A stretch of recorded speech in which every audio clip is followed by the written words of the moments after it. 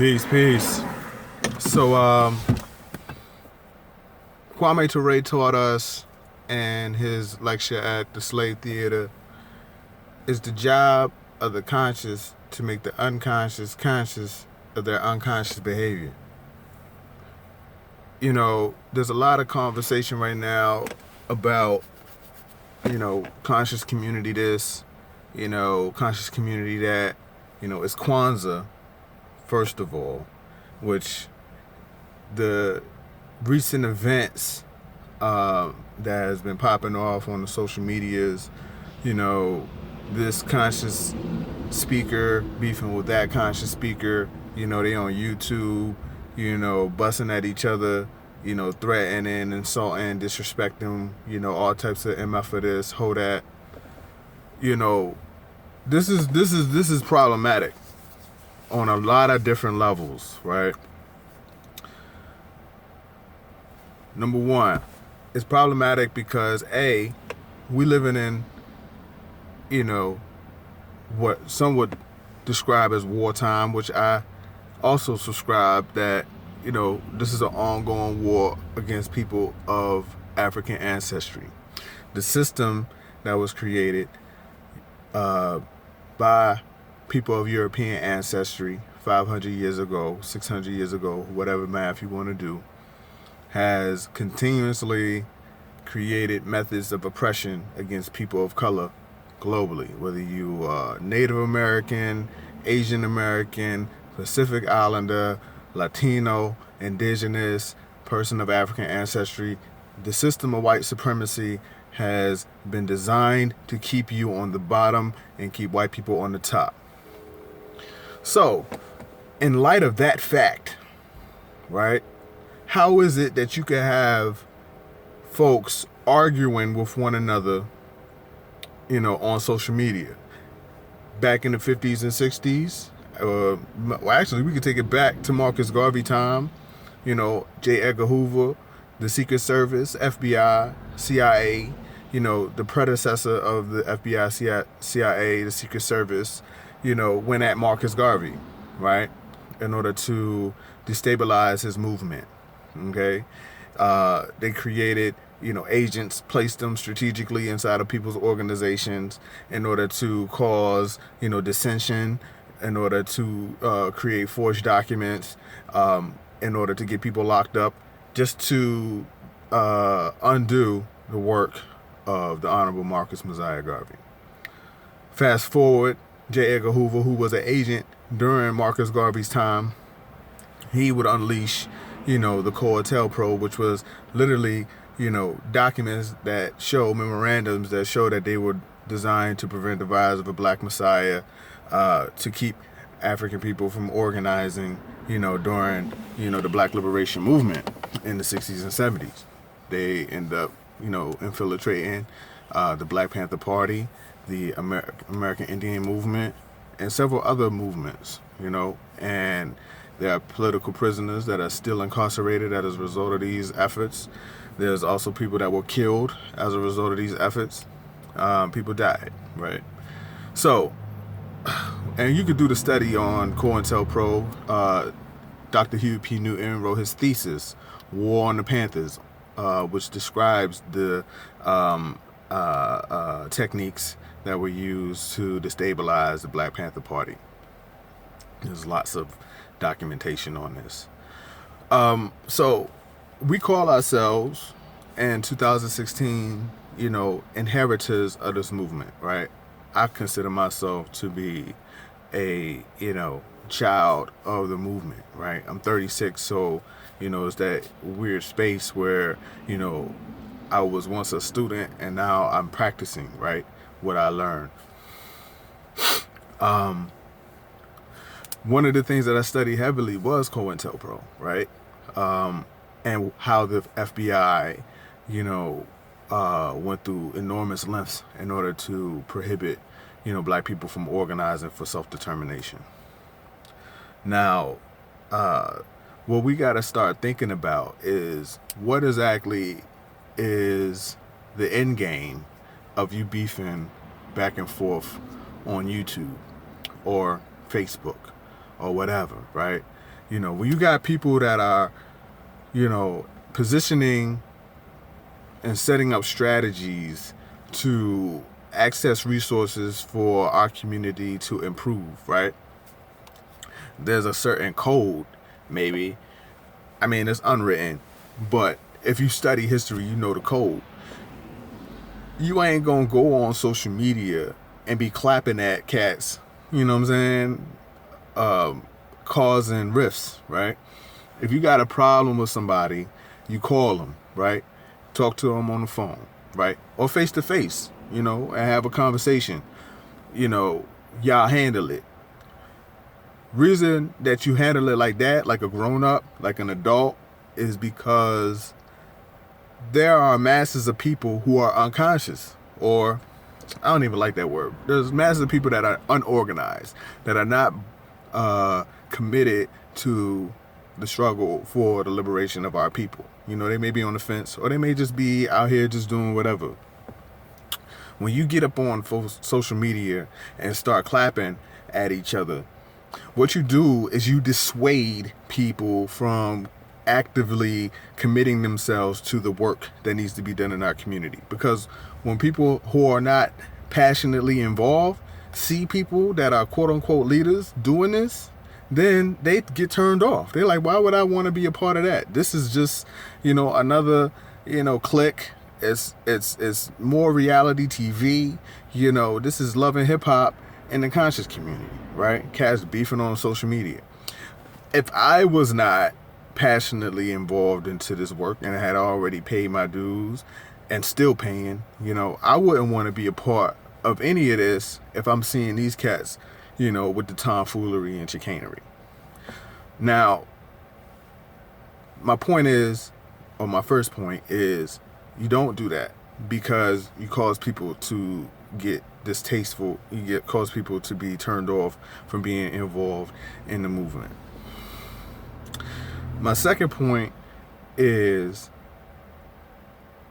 on the side of those who are looking at these lectures, following people on social media, your responsibility is to hold folks to a higher standard of leadership. Because at the end of the day, we're human beings, right? I don't consider myself to be your leader or a leader. I consider myself to be passionate and have common sense and have plans and strategies that I'm implementing in order to acquire resources so that our community can boss up, right? All day, my conversation is, if you want to be a part of this work, come on in. We're going to continue building, right? And it's not for the faint of heart. It's what, it's equity. You're going to get your hands dirty rocking with me, right? Because we build farms, we build, gardens. We're in the streets doing this work every day, right? So, if you are watching these cats and you consider them to be worthy of your attention, your number one question needs to be, where is your work, right? What do I need to do? Am I just supposed to sit and watch your video and, now I got new information? Knowledge is nothing if it's not applied, right? And there's two levels of application. There's application on a personal level, right? So that's your personal development, right? There's, holistic health modalities that deal with the physical, that deal with the mind, that deal with the spirit. That's your inner work, right? So if people are on deck and they're here to show you pieces of information that you can incorporate into your daily lifestyle that improves that, fine. Cool. Put that inside of that box that says personal development. The other side of the work is building tangible solutions to our problems in our community. Now, this is where things get interesting, right?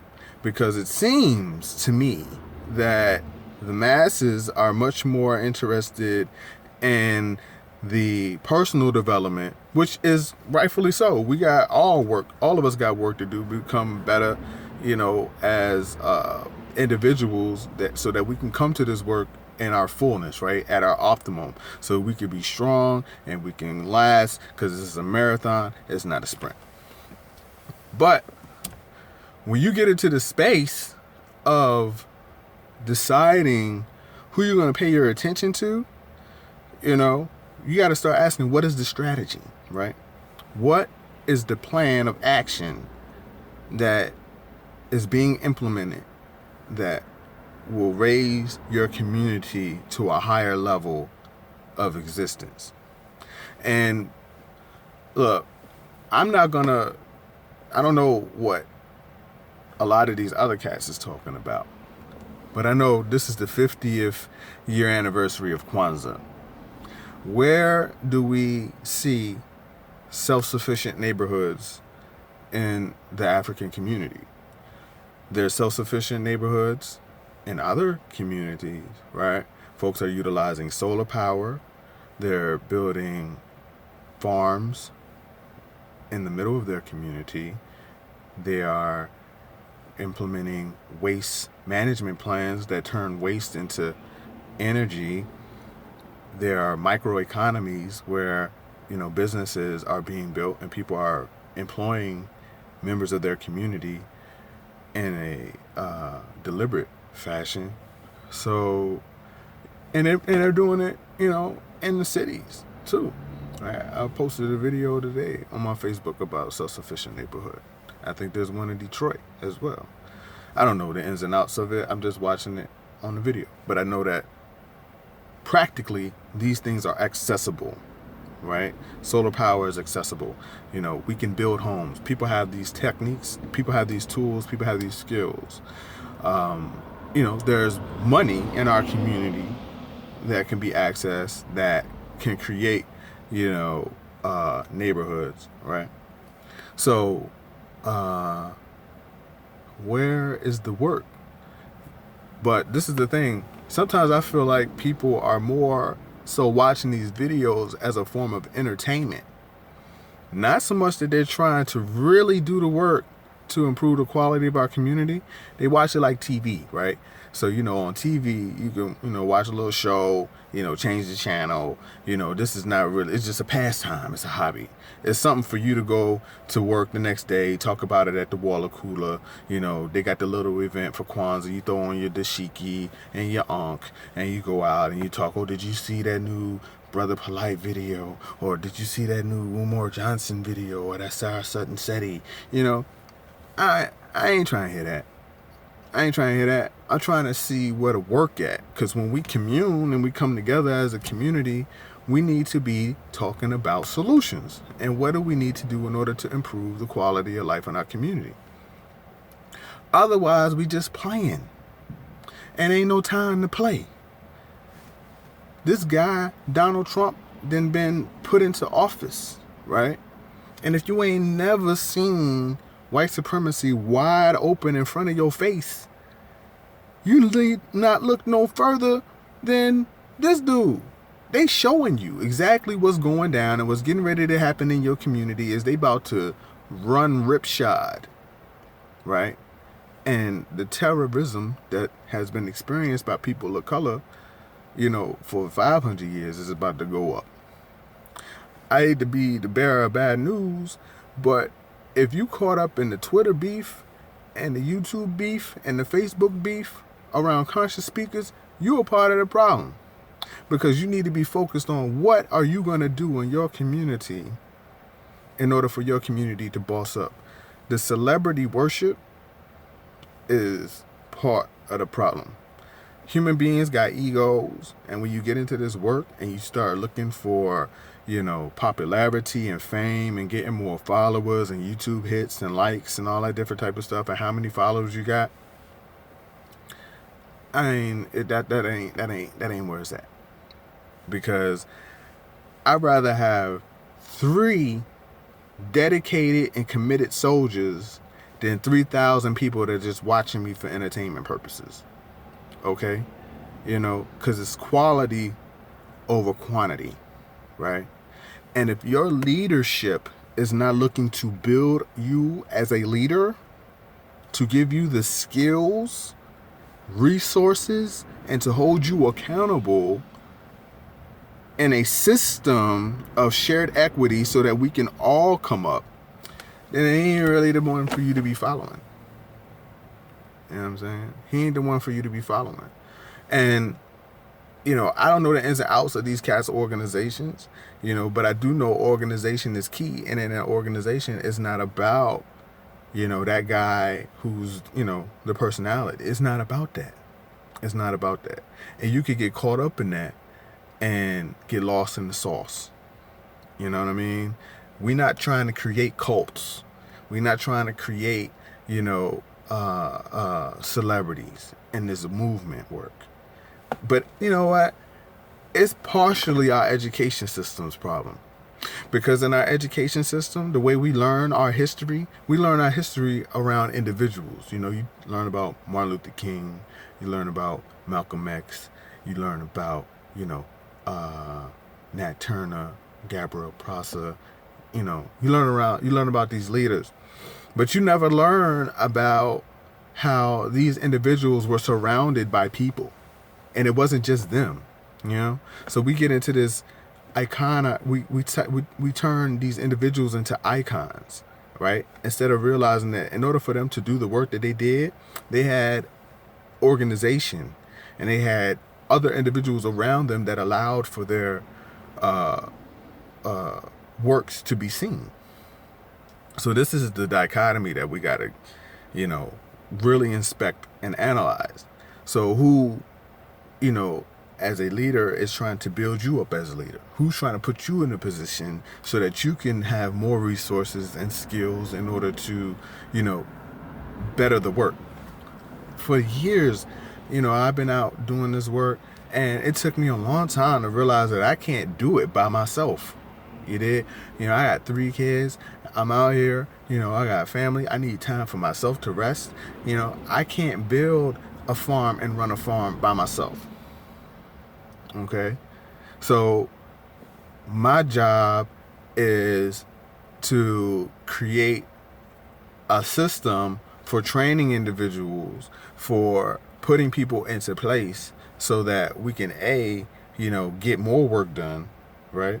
And then B, so that, they can then empower others. It's about replicating yourself, okay? And, that type of thinking, it totally negates the big me, little you. You know what I mean? Like a big me, little you power hierarchy doesn't, work in a system where you're sharing leadership, okay? I work with brothers and sisters all up and down, the southeast of, region of this landmass of this country, right? And my mindset is like, well, what's the system? How do we create systems so that we all boss up? What resources do I have that I can share with my brothers and sisters, in other areas or even in my area that will allow them to do the type of things that I'm doing, and that may be in the form of, passing along information about grants, helping them to build proposals, showing them how to develop evaluation methods for, qualitative or quantitative metrics, giving them design blueprints for urban farms, sharing them literature, books, manuals, showing them various systems of programs, how they can, implement these things inside of their community, paying attention to different trends that are, happening in the philanthropic world, sharing information about social entrepreneurship, or even as literal as I got a grant, right? And instead of, me trying to do all of it, let me go hire, one of my comrades to do that work and hold them accountable and be trusting and secure that they're going to get the work done, right? I've done that. And, people that know about the work we're doing can attest to that. But y'all give these people all your attention and all your money, but what do they have? What is there to show for it, right? One of the most expensive things you can do is pay attention, When you give someone your attention, that's time you can't get back. So what is it for? Intellectual masturbation, right? Well, you want to go to the debate. What are we debating? What are we debating? Are we debating solutions? Or are we debating, history? Or are we debating, who is God? Is the black man God or is the black woman God? Bruh, you ain't nobody manifesting God level activity in our community because our communities look like shit.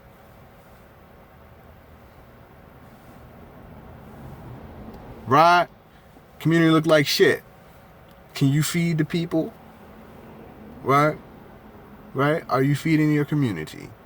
And I ain't talking about taking money from your job and going to buy, ramen noodles and canned foods and giving them away.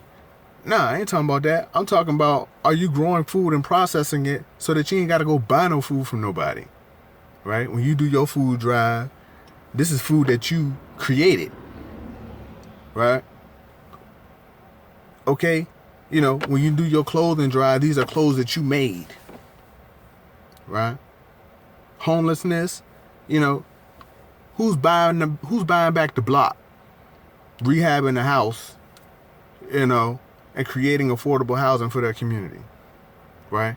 Who's cutting out their electric bill by installing solar on their homes? And then installing solar on other people's homes, installing solar on the entire community block. So you're creating a microgrid. So ain't nobody on the community block gotta pay their electric bill no more. In fact, you selling electricity back to the electric company. Who doing that? Right? But these are practical strategies that can be implemented. You know what I'm saying? So,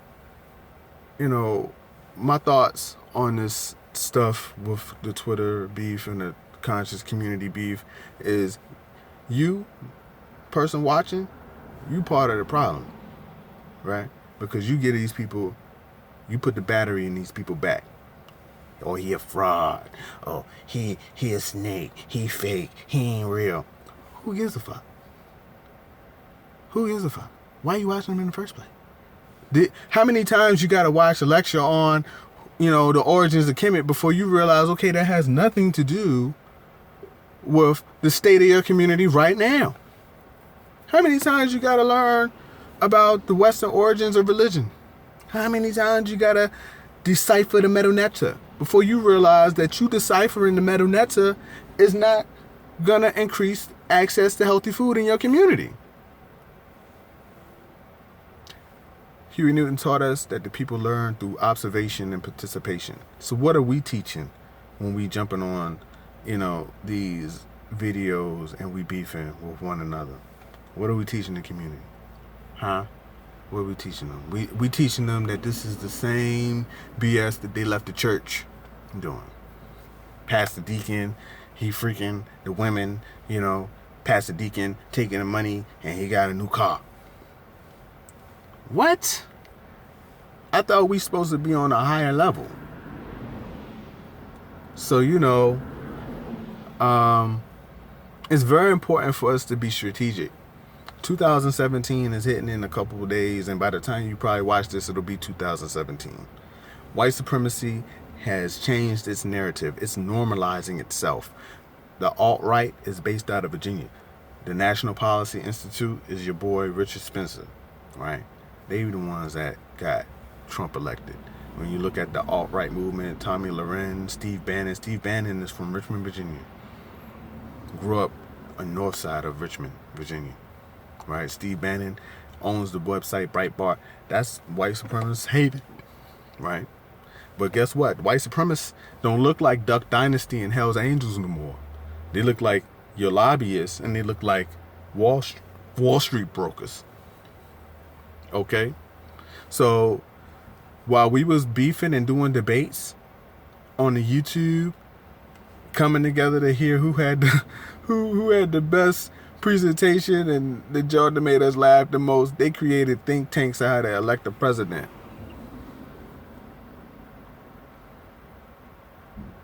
Where's our think tank? Where's our think tank? Where are the meetings of leadership in our community where we're sharing resources and we're developing strategies and plans for liberating our community? Where is it? And if we ain't doing that, what are we really doing? What is it for? You know, I'm tired of this shit, man. Seriously. And part of my language, if you listening to this, you know, mama, you know, I'm cursing a little bit, mom. But, you know, it's because I'm frustrated. I'm sick and tired of us falling for the okie doke. It's time for us to boss up, and the opportunities are right in front of us. If you in an urban area right now, you got a vacant lot right up the block. And if that jank is a quarter acre, that's 10,000 square feet. And if you are able to grow on 8,000 of that square feet and charge produce at $1 a pound, you can grow, you know, 1 square foot equals 1 pound of produce each season. And if you get funky, fresh, and I can show you how to do that, you know, you can grow 4 seasons. So what's 8,000 times 4? 32,000. So if you was really dedicated, that vacant lot that's a quarter acre on your block could be generating $32,000 a year. That's a person's salary. How many vacant lots do you know of that are a quarter acre or more? Okay. It's just production, man. And so when we start talking about industry, that's talking about solutions. When we start talking about economic development, that's solutions, right? And right now, you know, I'm all informationed out. I've been studying this stuff since 2000. Before that, really, I went to the Gathering of the Masters in Atlanta in like 2001. And we out here applying what we learned, right? And developing systems to take what we learned to the next level. And that's what we got to be about. No more celebrity worship. No more Messiah complex. No more looking for someone to be the one. Because you are the one. What are you going to do? Right? What are you going to do? Are you going to connect with your neighbor, with your friends and comrades, and start implementing a solution in your community? That's where you need to be at, fam. Not following these cats on the YouTube. It's ineffective. It's a waste of time. Once they lay the information down, take the information and go apply it. That's all it needs to be. It don't need to be, okay, this is the new champion of the black community. Bruh. What we learned in the 60s and 70s is when one leader falls, the movement dissipates. Because that's, you know, we were used to like champion as one person. Kill that noise. We can't exist like that. In The Walking Dead, and I'm gonna use this, you know, because I love The Walking Dead. The new season, this season that just passed, they introduced a character called Negan, right? Negan, you know, is an evil dude, but he's a gangster. Because if you notice, Negan has all of his followers, all of his camp, they all call themselves Negan, right? So it's like, you know, if you off one, you know, there's another one to come in. It's like, yo, you know, nah, I'm Negan. You know what I'm saying? They all call themselves Negan, right? When they go out in the world.